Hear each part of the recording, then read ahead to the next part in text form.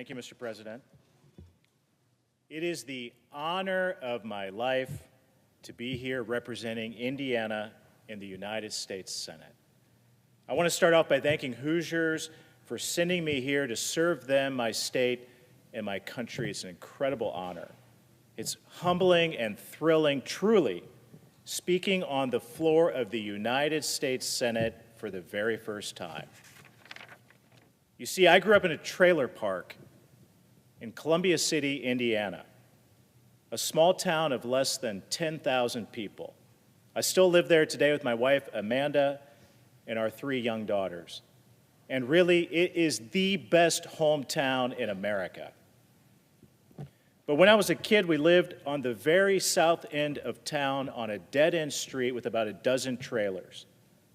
I often drive by that boyhood home, and I point it out to my daughters, and I say, that's where I came from. Unfortunately for them, it's on the way to school, so they hear me say that a lot, and they get annoyed every time I say it.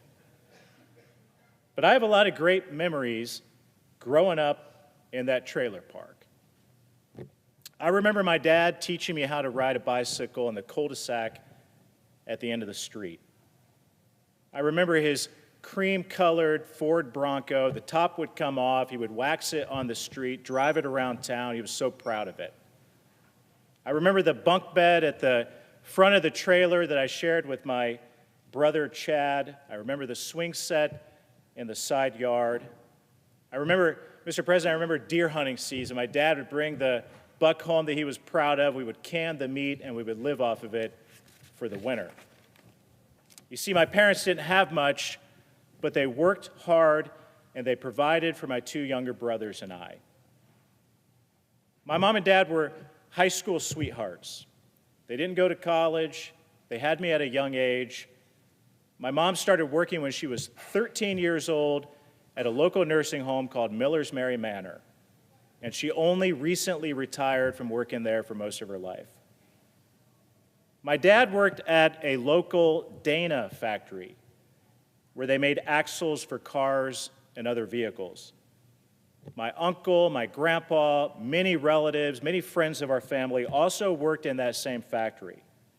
In fact, it was my grandpa, my mom's dad, who got my dad his job there when he started dating my mom. When I was growing up, that factory provided good pay and opportunities for so many families in my community. During all 3 shifts, 24/7, the parking lot would be overflowing as workers earned a wage that was good enough to support their families. That was our American dream. Those were exactly the kind of jobs that allowed my parents to put food on the table and raise their boys. To so many Americans, like my parents, the American dream isn't just some concept that think tank experts in Washington, D.C. write about. It's real. It's what they've lived in their lives, like my mom and dad did.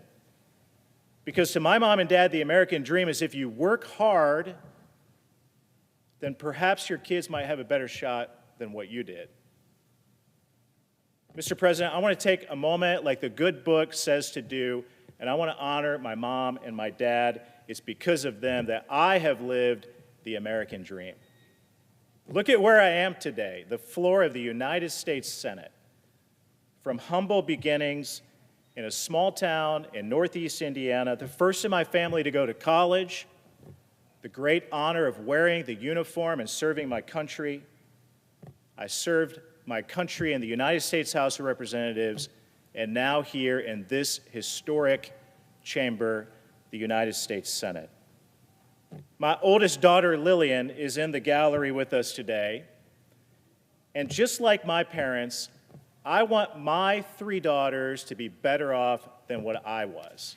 That's the American dream. This really is the greatest country in the history of the world, and that American dream is always worth fighting and protecting. But Mr. President, sadly, the country has changed a lot from when I was a kid, growing up in that small town. There used to be plenty of those good-paying factory jobs like the one that my dad had. with pay that kept up with the cost of living and companies that treated their workers right. It's no accident that a lot of those jobs have disappeared and the working class is falling further and further behind. You see, it's clear. It's the result of bad policy choices that put corporate and foreign interest ahead of those workers like my dad. Decades of America Last policies have hollowed out our industries and crushed our workers. Wall Street shipped factories overseas and stripped our companies for quick profits. And for a state like Indiana, the top manufacturing state in the country, that is a huge blow. We lost 6 million manufacturing jobs since 1980, while our population grew by over 117 million people. Like President Trump said last week, we've also lost more than 90,000 factories since NAFTA was signed. Adjusting for the value of the dollar, working class wages for men haven't gone up at all. They earned about $850 a week in 1980, and they still earn about $850 a week today. About 600,000 jobs went to Mexico over 2 decades since NAFTA. In the 1980s, it took about 40 weeks of work for a factory worker to earn enough to support their family. Today, it takes about 62 weeks, which means those working class families are growing debt and falling further and further behind. For too long, empty lots, boarded up buildings, and dead storefronts can be seen all over America because of the choices that our nation's elites made. It was a tremendous failure of leadership. They opened up our borders, they cut wages for workers, and as a result, cheap labor flooded into our country. Indiana is also the top steel-producing state in the country, but the steel industry has shrunk by 2/3. In 1980, the U.S. made 1/6 of the world's steel. Now, that's dropped to 1/20. Foreign companies have used their low wages and subsidies to dump cheap steel and take over our market, while American steel companies have struggled to keep up. Today, America produces 1% of all of the cargo ships in the world, but in 1980, we made over 50% of them. It costs more than double to build a ship in the U.S. than it does in China or South Korea, and they heavily subsidize their shipbuilding industries. You see, in Columbia City, my small hometown, the best paying jobs are at a local steel mill called Steel Dynamics. A lot of guys I went to high school with, a lot of friends of our family work there today, and they do really well and provide for their families. But we've lost way too many of those kinds of jobs around the country to China and foreign countries who have taken advantage of us and our workers. It was great to see leaders from that steel mill, Steel Dynamics, in the Rose Garden last week when I had a front row seat to celebrate President Trump's tariff announcements, which will massively help our steel industry in places like Columbia City, Indiana. For too long, our leaders have turned a blind eye when our enemies like China took those good-paying steel jobs away from us. One of the really memorable moments from the Rose Garden last week with President Trump, for me, was when he said that it's hard to fully blame foreign countries when it was the lack of leadership on our own part that allowed those countries to take advantage of America. In fact, he kept pointing back to the Oval Office and saying that we're in the position that we are today because many of the men who sat in that office behind him did nothing while foreign countries took advantage of us and our workers. President Trump understands, like we all do, that we can't pass the American dream on to the next generation if we let China dominate us. In fact, he is the first president of my lifetime to call China a threat to the American way of life. That's why I believe that letting China into the World Trade Organization was the worst economic mistake of my lifetime. For too long, they've stolen our technology, they've copied our products, and they build up their industries with slave wages that American workers can't and shouldn't have to compete with. And no one has held them accountable, Mr. President, until now. Too many of our leaders have been playing footsie with China instead of pushing back and standing up for our workers. In 2001, our trade deficit with China was $84 billion. By 2024, that deficit more than tripled to $295 billion. Nearly 25 years ago, China accounted for 8% of the world's manufacturing output, but by 2020, that number has gone up to 35%. The Chinese Communist Party wants to make the U.S. irrelevant in every key industry: steel, aluminum, nuclear power, AI, semiconductors, telecom, planes, ships, cars, and many more. They're making us weaker and dependent. And here's the worst part about it. The CCP conned American investors into footing the bill. They rolled out the red carpet to corporate America, and Wall Street poured nearly $1 trillion into Chinese companies that destroyed American jobs. Some people believe naively that China would become freer, more open, and more like America. The complete opposite has happened. Now they're our biggest adversary, and it's past time that we fight back. During my time in the House, I made it my mission, my biggest priority, to stand up to China. And only one president in my lifetime, once again, has understood that threat. In the United States Senate, I intend to help and stand with President Trump to stand up to China and put America first. When President Trump first came down that escalator over 10 years ago, my dad, a retired union factory worker, Mr. President, was for him from day one. I wasn't so sure about it. But my dad knew that Donald Trump was going to fight for the working class, and boy, was he right. President Trump tapped into the American people's hopes in a way that few leaders before him ever have. And that's why I was so inspired. In just the first couple of weeks on the job as a United States Senator, to be in that rotunda for President Trump's inauguration, when he talked about the golden age, ushering in the golden age of America. It was so encouraging and inspiring to real people in real places like my hometown. I feel like I'm living through some of the best parts of our history, and I stand with President Trump in his commitment to put those working families first. He's removing the "kick me" sign from the backs of our workers and our producers. He's doing what the voters elected him to do, and he's keeping his campaign promises.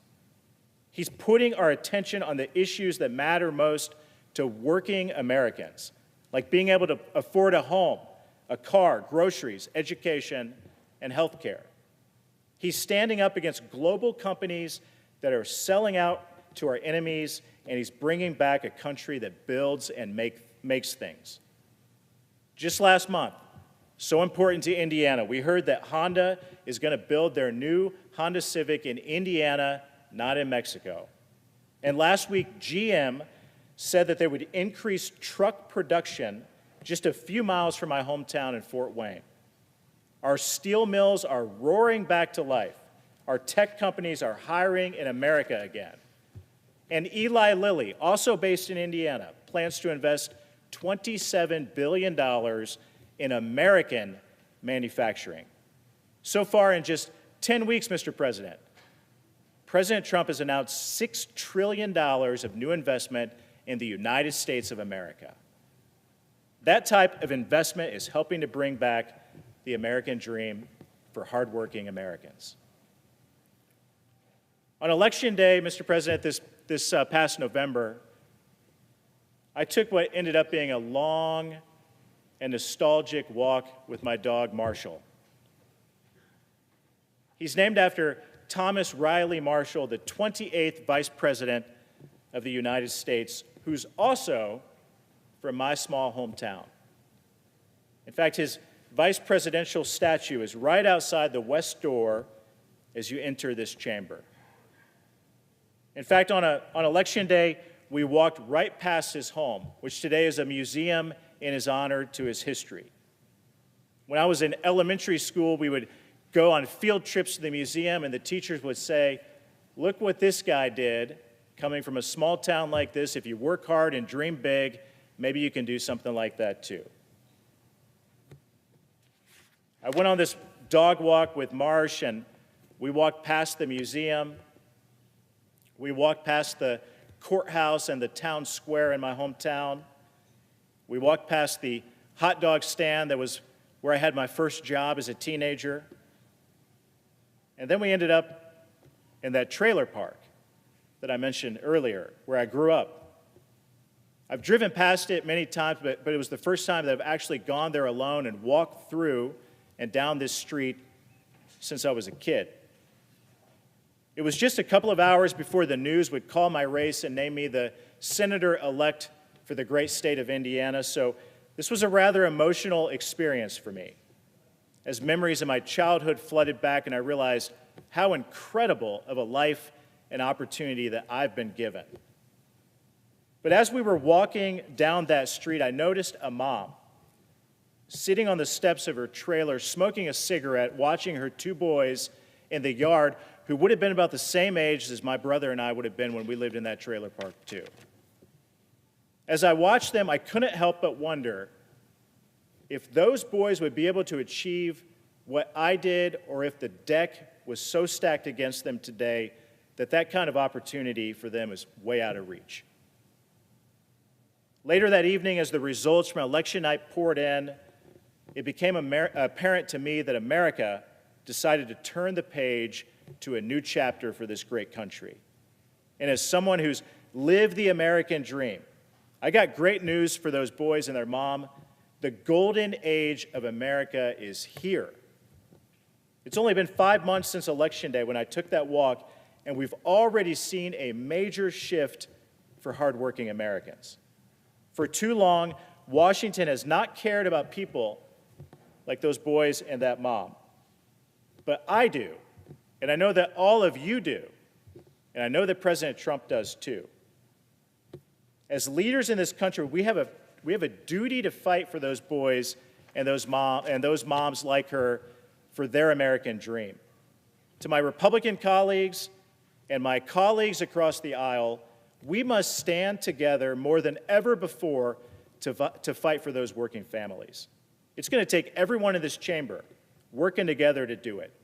There's so much in this fight that we can all agree on as Republicans and Democrats.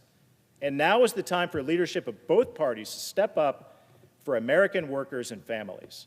We're kicking off a new era of peace and prosperity like we have never seen before. Again, Indiana, thank you for this incredible opportunity. To my colleagues, it's a privilege to serve with you. I'm so excited about what lies ahead. Mr. President, I yield back.